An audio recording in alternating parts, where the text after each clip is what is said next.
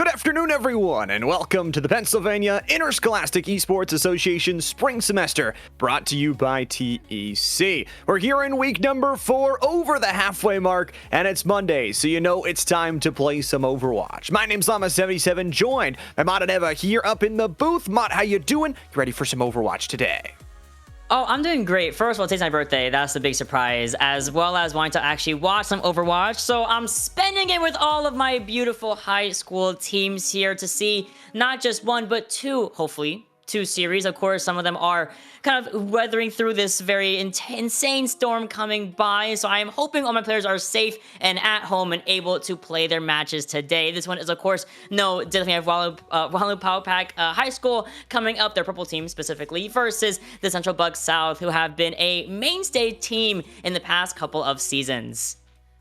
Yeah, Central Bucks South, they're 1-1, but their last loss to the defending fall champions for the entirety of the conference. So they went to all 3 games for that matchup too. So definitely have brought a lot of really good pieces back from that last season. They look good. For Wallenpaupack, we haven't really gotten to see them. One of those kind of newer teams that's been added into the fray. They are 0-2, but this is their first chance to maybe pick up a win here right at the halfway mark of the season and find themselves a good spot in playoffs. Because it's not just about the conference playoffs that we're going to have here at the end of the regular season, but also those state playoffs after that are so important.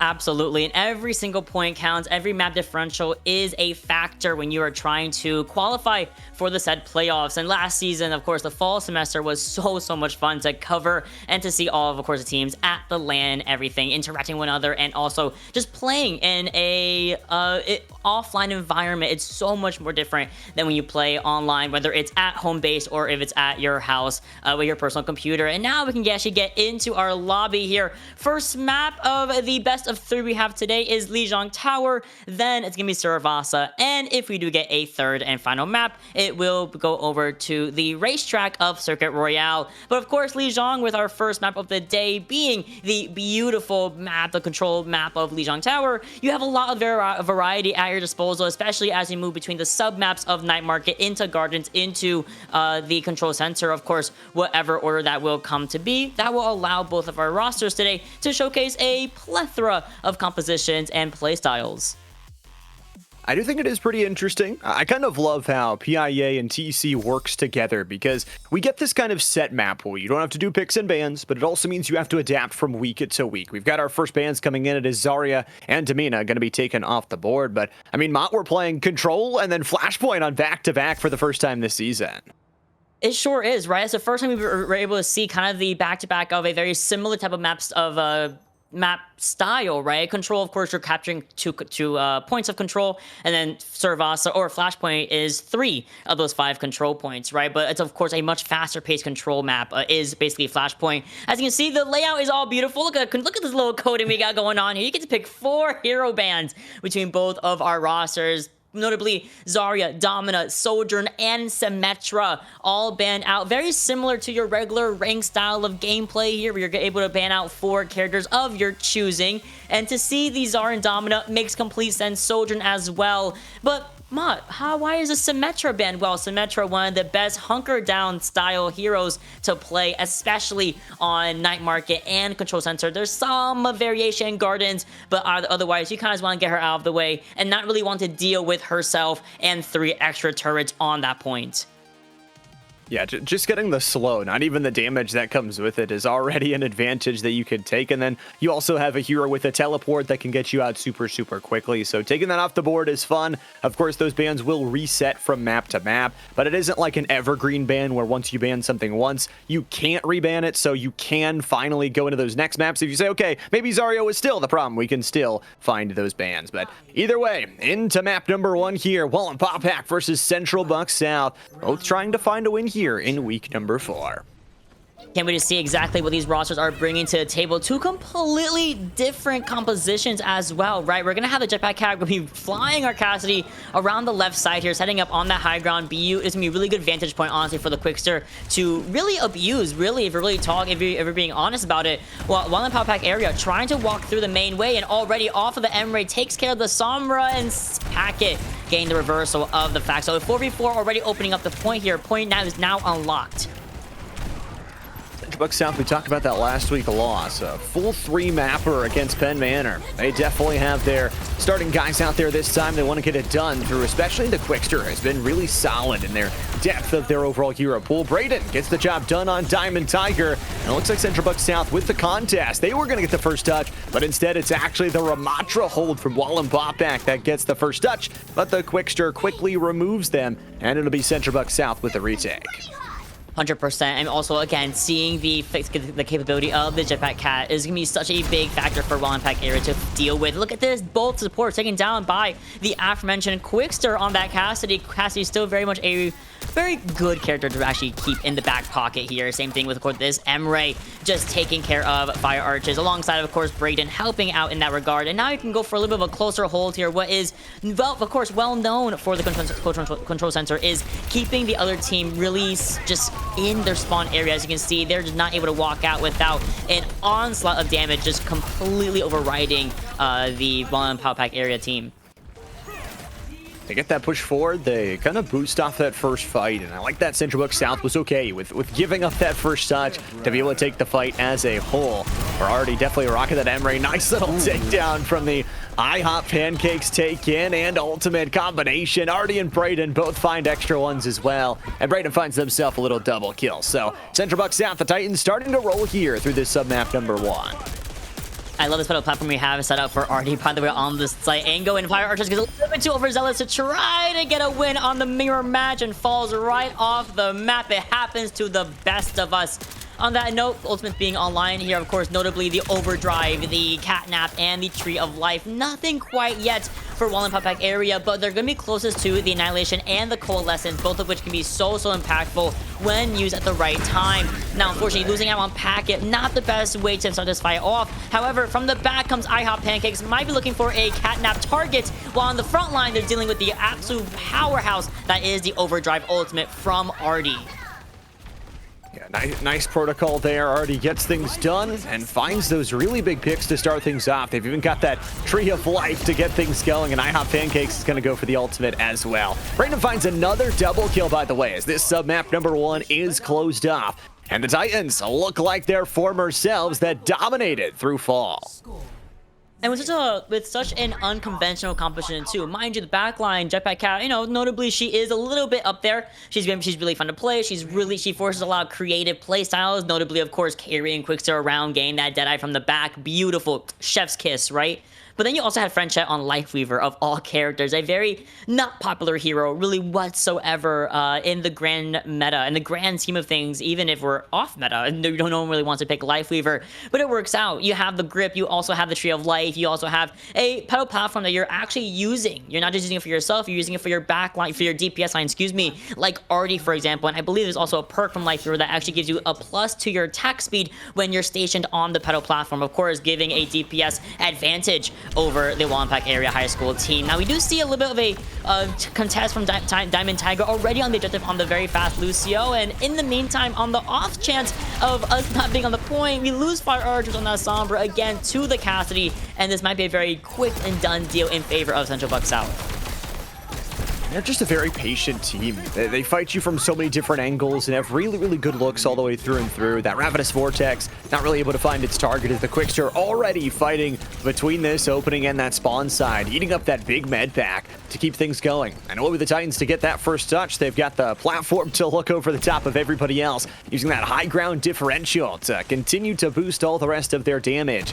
No ultimates on board yet, but the Titans definitely looking good here in submap number 2.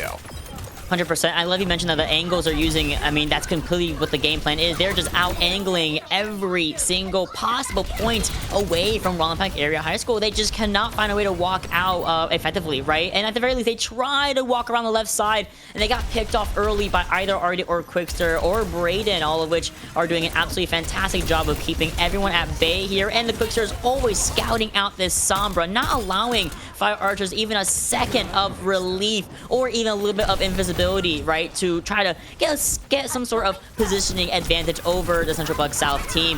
Quickster once again, another elimination onto the Moira, and again, they're just in their spawn room. Very similar song and dance to what we had seen on the control center.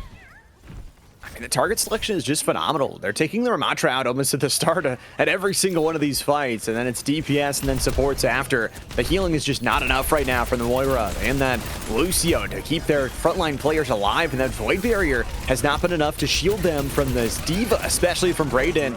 Loses about half their health bar, but guess what? Up to the skyline once again, using that cat to boost forward for a double kill off the ultimate. Frenchet'll steal away the third. It's another one fight there for the Titans. They did lose that contest from the backside as Fire Archers does sneak in, but it's going to be short-lived. Very short-lived, unfortunately, but you did kind of take away an extra 8% away from Central Bug South, as much as, you know, that could be a little something to go home about. But otherwise, as it comes with the death of the Fire Archers, the rest of the team, unfortunately, are just completely taken down in the courtyard here in their spawn area. Fiolet comes in as an extra little bit of fortitude in favor of our current defenders, 90% of the point in the favor of Central Bug South, and they're just kind of opting to make sure they keep these guys even further in the spawn area. We had the bomb, we also have the overdrive, of course, getting procced here by Artie right into the entry. Now looking towards his Moira, forcing out the fade. We go across, and that is a heavy shot landing on the supports. And of course, with that win, it's a 2-0 win. A little bit of contesting coming in from Wallenpaupack area, but unfortunately, not much to write home about. CBS looking absolutely fantastic here in game one. Quickster earned themselves the play of the game here as that Cassidy, and it is that high ground look on the dead. I mean, what are you even supposed to do? Get in the cover, hide away when you're already taking the team fight, and a good job from everybody else to follow up. I think Brayden on their entry as a spearhead into a lot of those fights, getting initial kills, following up with the speed of that D.Va, and making sure that defense matrix was always online. And I mean, to be fair, for Central Buck South, they've only suffered a couple losses the past few years, and most of the time it has been against Penn Manor. They lost last week against Penn Manor, and they are right back in form, looking like one of the best teams in PIEA again. Oh, absolutely, and that's what they want to continue to uphold in their records and what they're known for. They've always been one of the strongest teams in the PIEA season, no matter if it's spring, summer, fall, whatever off-season. They're always ready, rearing to go, and that's why I always appreciate about our high school teams, that they can be at that level. They can get to even the level of where some collegiate players are at right now, right? So with that being said, they're looking very comfortable, very open, and we do know that our next time is going to be Saravasa. Very similar song and dance. In fact, both of these compositions can absolutely work on Saravasa. It just depends on how quick you can actually make these points not only flip for yourself, but also how long you can hold on to these points and move from point A to point B to point C, hopefully avoiding a point D and E fight, a game 5 fight in Saravasa. But otherwise, I really do think, you know, with that backline of this Lucio and the Moira, you mentioned it, not enough healing is really coming out to mitigate the burst potential of an Emre and a Cassidy and a D.Va all on you. I love that Wuyang swap coming in from Wallenpaupack. However, I think doing it a little bit earlier might have been a tiny bit more impactful, and hopefully we see that Wuyang instead going into Saravasa. Mention our map number 2. Here's our map pool, obviously, for the entire week. Again, these are not just selected by our week teams, but by our pre-selections for the season. So this will be what we're playing all week long for not only this matchup, but our second matchup of the day. Circle Royale, if necessary, does wait, but that would need to be a Wallenpaupack W here in map number 2. For Central Buck South, I don't think they have to change too much. Their target acquisition has been almost flawless, and I think protecting the tank a little bit more, like you said, the healing has to be out there and better, it feels like, for Wallenpaupack area if they want to win this map number 2. It has to come down to a song and a prayer, truly. If you're going to try to contest with the Central Buck South and how aggressive they play, how precise they play, their target prioritization is chef's kiss. It's so good. Wallenpaupack area need to bring something to the table that can kind of mitigate that a tiny bit. Maybe a sub off the Sombra as well might be a good option, only because I do believe that Sombra going into Cassidy, especially one of the caliber from Central Buck South, not really her favorite matchup in the world, right? Hinder Nade kind of negates her teleportation, negates most of her cooldowns anyway, and then you're kind of stuck between a rock and a hard place, being beamed down by a D.Va, being beamed down by the entirety of Team 90. You're so visible. So I will love to see maybe, again, the Emre mirror, which you did see a little bit of. Some small happenstance of falling off the map may occur, but, you know, it's Saravasa, so it's a little bit more mitigated here. But I would love to see maybe with the Sojourn maybe being unbanned this time as we go into the ban phase. Might see a Soj come back, might be seeing also, love to see a Cassidy, a Genji, a Tracer, all great flexible options that can be kind of swapped around for Sombra and what she's trying to accomplish in these compositions here. It's also, I mean, it's super tough because when we see Central Buck South and they bring all this experience, again, Wallenpaupack, one of the newer teams, and still trying to fight and find their meta and what they want to play around. For the Titans, they've been playing together for years. This program has been building up over the course of said years as well. So it just feels like they are trained at a base level to have such deep hero pools. And even now that there's more heroes tossed into them, it is so hard to directly ban exactly what you want. And if you go on and say, okay, let's ban stuff that just caused us problems in last game, like you said, it could become a problem where maybe the stuff you banned in game number 1 is even more overpowered than they used. No, for real. That's always been a thing with, especially a hit scan ban, right? The Sojourn's what I talked about for a second there, and that could also be something to make note of. Oh, maybe that Cassie was just kind of like, that's my secondary. My main's actually a Sojourn, and I can hit every single rail shot, every single piercing shot through the team, get double kills here and there. Overclocks are never going to miss. That's always the gamble. That's why I love about the implementation of bans in Overwatch now is you are really seeing some extra levels of mental thinking and gameplay, game making changes and decisions being made from both sides here, right? The Zarya and the Domina made sense. Zarya very, very good with a Vendetta, but if you're not going to play Vendetta anyway, might as well just kind of keep the Zarya off to the side. Maybe go for some more impact, some more changing the pace kind of bans, right? Domina also has always been a very solid ban. Herself as a character will not die. That's just kind of her, I don't even know what perk she has, but you know, it's a new perk. It's an invisible perk called I Don't Die Ever. So Domina is also a very understandable ban at the end of the day. Bans do come out. Wallenpaupack, with the loss of the first map, will be able to have the first pick here. And to no surprise, very much similar to our average ranked experiences, Jetpack Cat Fika will be taken out of the equation here, and for a good reason. I do not want to see a flying Deadeye. No more. Not in this game, not in the next. I mean, it's just so tough to fight against. It really, there isn't really a counter except shooting it out of the sky, and Wallenpaupack's composition wasn't truly built for that. It is going to be that Sim ban coming out next. Again, one of those more damage and slow heavy, especially on a map like Suravasa. Don't hate it. The Junkrat is going to be the next one. Those bouncing bombs, especially in these tight-knit overall hill points, can be tough to work off of. And Damina going to be the final one taken off the board. To me, no real surprises. Yeah, well, the Junkrat is one that I was like, oh, that's actually a very interesting one to choose as a ban here. Junkrat, usually more reserve, a more valid ban on something like Lijiang Tower, only because the spammability of Junkrat on Control Center is, you have to be there. You have to be there when this is Junkrat on. I see your face, you see my face, we've both been there. But to see it on Suravasa, a little bit interesting, but maybe it's just as a precaution, right? And that's always totally fair. At the end of the day, we're going to see these guys load into Suravasa. We're going to see these lineups in the next couple of milliseconds, and there it is. And it's a completely different field here. I'm loving the Ana mirrors so far for the next 20 seconds. I'm loving the Hazard from Sylveon. I'm also loving the Winston from Brayden. So we're looking for a more dive approach for both rosters, but with different ways of going about it. Wallenpaupack area looking to do a lot of burst damage and a lot of survivability with the Reaper and the Venture. Central Buck South just want to kill you the moment they see you. Of course, Freya and Sojourn very good at doing that. Well, we'll see for this map number 2. It's kind of very similar style of objective mode towards that map number 1. So for Wallenpaupack, those percentage points built up even faster. Those fights need to be a little bit cleaner on their side, and they've definitely got to save their tank and all of their HP that can burn down very quickly. It is that Winston from Brayden that's going to burn down all the HP quickly. Built It has been removed from the Ana, and although there's a good amount of overall damage from Wallenpaupack, they've lost both their supports, and this fight is already over. It's unfortunate because it was one greatly placed anti-nade from IHOP Pancakes that was able to take care of Built. I'm assuming without the fade there. And then Fire Archers is unfortunately a victim of the dive that's being played by Central Buck South. That's the big thing you want to think about as Ana. Usually she's not usually the most popular pick on Suravasa because of just the way the map is played and how she's a little bit of a slower character. Built It though, already first a couple of fires from the Freya, forces the fade away, and then Brayden follows up beautifully without the cooldowns. And again, the supports are taken down first, understandably so, but very frustrating to deal with if you're Wallenpaupack area.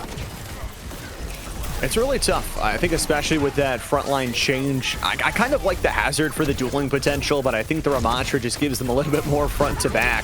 Quickster actually finds the double. They've already got the Bolas online, and with that anti-nade, that should just end off the fight once more. They won't be able to find Diamond Tiger, but the Venture can't fight all on their own. Central Buck South are just playing really good front to back, even when they're playing not really a front to back composition. No, heavy on that too. They're not playing something even not very usual, right? Usually with your Winston, you want to have a Brigitte with your Ana, right? Of course, that would be the role that French is playing with. Artie gets pulled away from a very, very low standpoint there. Diamond Tiger almost getting elimination in favor of the team, but then Quickster comes in from an off angle, takes care of the offending Venture, and then saves the day for their DPS brethren. And again, it's just a complete wash here. At least for the first point, the Marketplace, one of the hardest points to actually unlock and overtake. So as we do get a reset here, going over to our next objective, likely going to be Palace. It could be the opportunity to reset something here. No, it's gonna be Ruins. Love Ruins. This one too, I think you get down in the depths, and you know, for Central Buck South, this composition is actually gonna be really good in this point specifically. They've got not only the bubble, here comes the Bolas coming over top, already hits 2 railgun shots, and that's gonna lead them for 2 kills. Again, the supports are the first to fall. Slivion is left all on their own, and Diamond Tiger has no more feet to stand on. A really, really good team fight again from the Tyans. And mostly just off of the back of Artie getting a beautiful rail shot, not once but twice on the back line. The Ana a little bit easier to take care of, only because she's a little bit slower. The Moira more impressive, only because she has a cooldown like fade that allows her to quickly change positioning and kind of juke the opposition, right? But unfortunately, Bulltech got a little bit predictable in where they were going to fade towards for safety purposes. Now we have an onslaught of ultimates online for CBS. They're gonna have the overclock. They're gonna have the nano and a rail shot. No overclock, just a regular rail right there, takes down the fire archers, but the Ravenous Vortex takes a trade-off. We have to use the overclock, and now the Primal also gets unleashed. Artie's on a triple kill. Brayden's gonna find one off the ultimate, and that should basically be a full team wipe. Diamond Tiger's gonna triumph off the seismic, but will die to the anti-native IHOP pancakes. I mean, it's just so tough to fight when Central Buck South has so many zoning tools. Not only do they have the Freya shooting you over the top, they have that Soldier and Grenade, which is constantly taking away your health bar. And that's like, okay, if none of that works, then we'll drop the Winston bubble. And how are you even supposed to fight through that when you have no more space to walk off of? Get this pack is already losing that fade, and then you don't even have the Wraith form to, or at least the Shadow Step to get away from Artie. Another uncontested point here in the favor of Central Buck South. Now we move over to our third and possible final objective here. The Quickster taken down by Diamond Tiger, who still has the Shock ready, rearing to go. We move around towards the next objective. We're trying to scout out this Venture, who is stuck in the berry form right now. And I think they're able to actually maybe slide away to victory and kind of lick their wounds a tiny bit here as a point unlocks in the next 13 seconds. But we still have to work about the nano, the Bola shot, as you mentioned, being already online again, the Tree of Life for that extra survivability. Wallenpaupack area do have the Blossom, which could be the fight ender here against Central Buck South, but they have to place it well, and they have to do it without Diamond Tiger. And the tough part, too, is they've got to win every single hill from here on out. Central Buck South only needs one more, and they're the victors of the series. And guess what? Artie is already firing on all cylinders. Both DPSs take 1 life. Artie finds the double kill off the headshot, and built it. And Diamond Tiger going to try and work off the 2-on-2. But it just feels like that seismic a little bit late time, and the ultimates work out from Central Buck South as they win another fight. It sure does. As unfortunate as it is, I would love to see the Shock do a little bit more, again, a little more impact, right? Sylveon goes over to Roadhog, a very interesting choice, only because, yeah, Hook is really good against Winston and even your squishies, Sojourn and Ana, right? But the bubble negates it right then and there. You also are susceptible to getting anti-nated. Look at that. There's anti-nade coming in from the opposition. The Nano, however, helps out Sylveon with the damage reduction, so we're able to continue this fight onwards. We can be so careful because Artie, once again, has an overclock. Don't get hooked, though. Cole comes out, double kill from the Quickster, meaning this fight is pretty much over before we really even started. Great nano. They get it on Brayden. Quickster still finds a triple kill, even though they weren't the nanoed player. And Artie and Brayden both clean up as well. There is one ultimate, that Death Blossom from Packet. If they can get respawned and get in time here, could be one that ruins a fight. But they're going to immediately target this. Quickster going for the 1v1. Can't land the long-range crossbow shot, but this percentage is already gone. Artie is flowing. And Central Buck South don't drop a single point as they move to 2-1 on the season.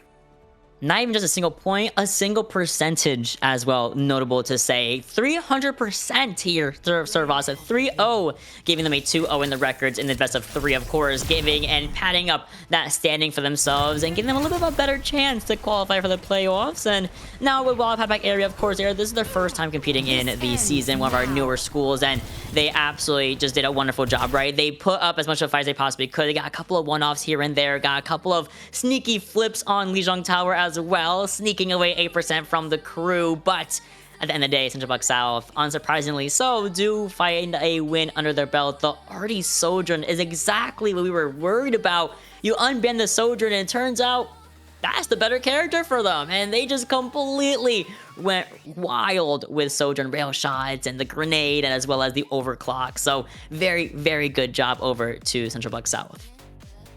And after a really tough loss in all 3 maps last week, they improved to 2-1, as we said. And this Scranton Division 1 conference, I think, is going to be one of the toughest to qualify out of. Not only there's 6 teams, so 4 will make it to the conference playoffs, but making it further towards those state playoffs with a manageable record and a higher seed when you've got the defending fall champions, you've got Central Buck South in here, you've got Wyoming Valley West and Loyal Sock, who both look very, very good, and then some newcomers as well. It's probably the toughest D1 conference out there, but at the same time, there's a lot of teams that are going to make it to those states. So if you want to make it there, every single matchup does matter.